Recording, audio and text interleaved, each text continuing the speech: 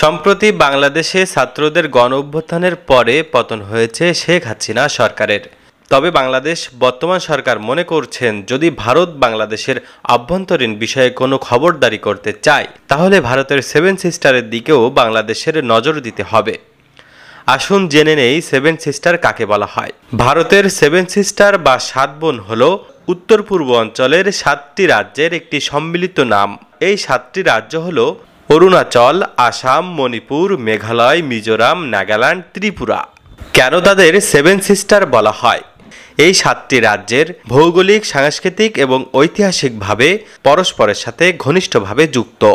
যদিও প্রতিটি রাজ্যেই নিজস্ব অন্যান্য সংস্কৃতি এবং ঐতিহ্য রয়েছে, তারা একই ধরনের সামাজিক এবং অর্থনৈতিক চ্যালেঞ্জের সম্মুখীন হয়েছে এবং এখনও একই ধরনের পরিবেশ, জীববৈচিত্র্য এবং ভৌগোলিক অবস্থান রয়েছে।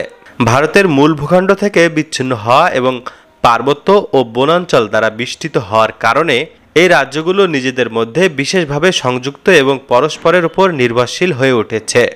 এছাড়া 1970 দশকের এই অঞ্চলের উন্নয়ন এবং উন্নতি নিশ্চিত করার জন্য একটি সম্মিলিত প্রচেষ্টা চালানো হয়েছিল, যা তাদের সেভেন সিস্টার হিসেবে পরিচিতি করে তুলেছে।